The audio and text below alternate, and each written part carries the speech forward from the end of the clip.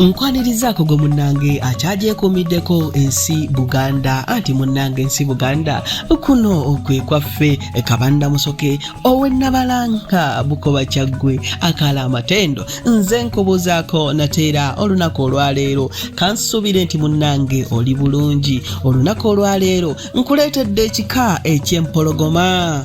Ekika eky'empologoma obadde okimanyi nti akabbiro k'ab'empologoma yengo engo nke kabbiro k'ab'empologoma ate nga omukulu w'ekika ye Ssebuganda Namuguzi erwadda wano ekyaddondo.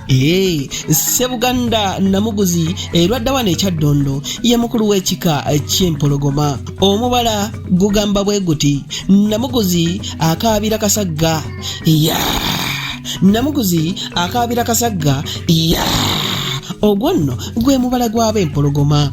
Gino gy'emirimu gy'ab'empologoma gye bakola mu lubiri oba gye bakola ku kabaka.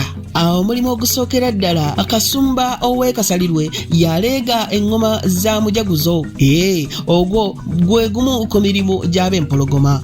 Ate omulimu omulala Namuguzi yasooka okutema mu mbuga kabaka wagenda okuzimba.